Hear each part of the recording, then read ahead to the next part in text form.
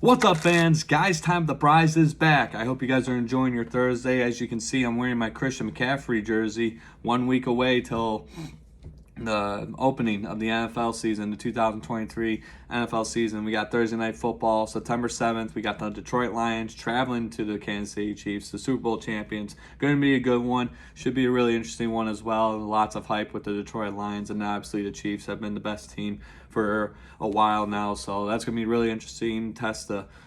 It'll be a big test for the Detroit Lions, see how they do. But yeah, I was going to say, 1 week away, Christian McCaffrey jersey, Big House jerseys out in New Haven, Michigan, all you Michiganders, everyone out of the state, New Haven, Michigan, just north of where I'm from. Guy's name's Chris. He sells these jerseys for $30. Awesome. You know, they fit good and it's game worn jerseys, so it's pretty sweet. But yeah, Big House jerseys. I know last time I think I was on the podcast, I said Big League jerseys, so I do apologize about that. It's Big House jerseys, and I should know that because Michigan go blue, by the way. They got a game this Saturday against East Carolina. But anyways, yeah, Big House jerseys on Facebook. Look it up. Follow the page.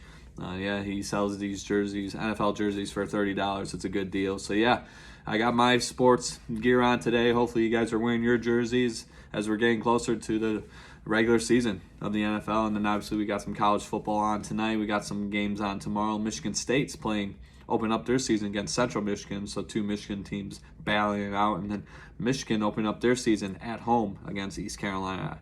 I'll be at a golf outing, so maybe I'll watch it on my phone. It's on Peacock.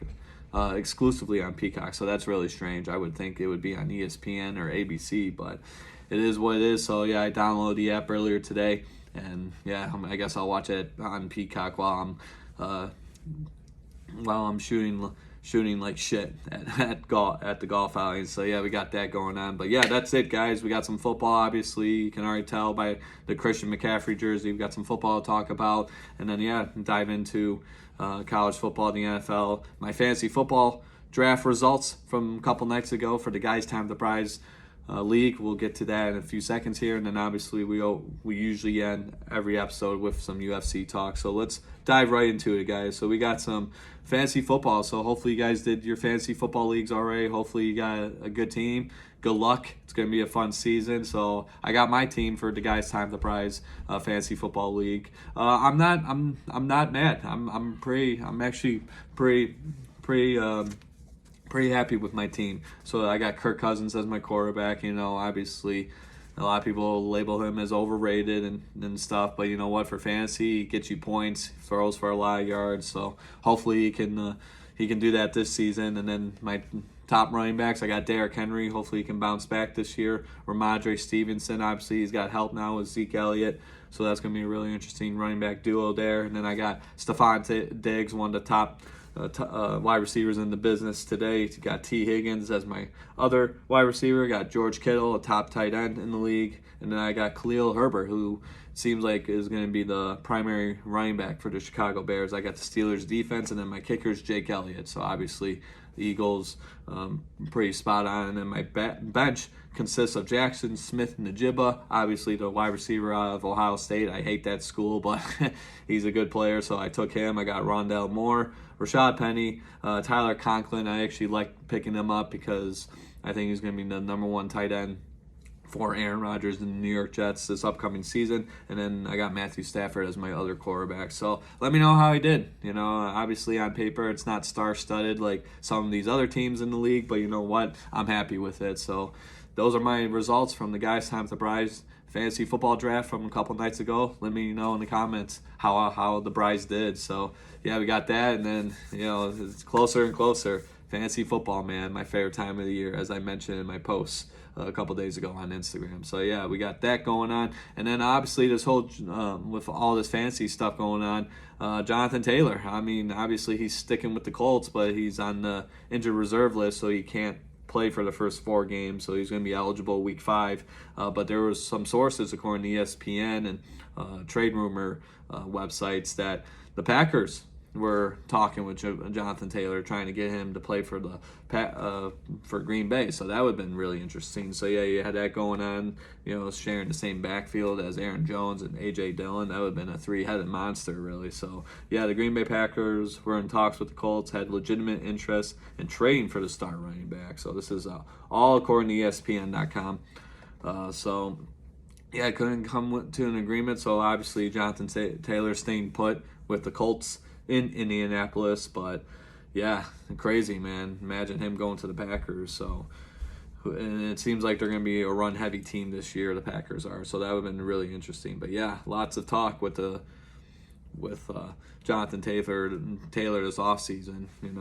Is he going to get traded? Is he staying? He wanted to get traded, but it looks like he's staying put with the Colts. And then yeah, there was another rumor out there. The Colts wanted the Dolphins to trade Jalen Waddle for Jonathan Taylor. That would have been fucking crazy, right? Jalen Waddle, a good wide receiver too, obviously right behind Tyreek Hill for the Miami Dolphins. But yeah, the Colts wanted Jalen Waddle for Jonathan Taylor. That would have been a crazy ass trade. It didn't go through though. So yeah, that was another rumor going around. But yeah, the Jonathan Taylor experiment, I guess, Jonathan Taylor show, the Jonathan Taylor episode, whatever you want to call it. Jonathan Taylor is definitely a highlight going towards the 2023 regular season of the NFL. So yeah, we'll see. I mean, obviously we're not going to see him for a few weeks, but yeah, crazy situation going on, especially this close to the regular season, 1 week out, officially today, 1 week until the start of the 2023 regular season of the NFL. So, we'll see. We'll see what happens with that. But yeah, Jonathan Taylor, man, we'll see how he does this year. So now we got to hop onto college football. So obviously college football opened up last Saturday. Notre Dame taking care of business against Navy. USC taking care of business against San Jose State. Obviously two big names there. But then tonight we actually have some games as well. We got Florida and Utah at 8 p.m. on ESPN. The Braves actually might watch a little bit of that. So you got that, and then Nebraska and Minnesota, 8 p.m. on Fox, Big Ten matchup. I might have to take a look at that as well. So yeah, I got some games on there. And then as I mentioned earlier in the podcast, you got Michigan State opening up the season at home, East Lansing against Central Michigan. So that's gonna be a really interesting one. And then Saturday you got the rest of the games, the whole lineup of games. Michigan opening their season at home against East Carolina without Jim Harbaugh. Obviously, he's suspended for 3 games for recruiting violations during the COVID dead period. Couldn't have any contacts with potential recruits during that period. Apparently he did. I guess he lied to investigators about it or misled them, whatever it was.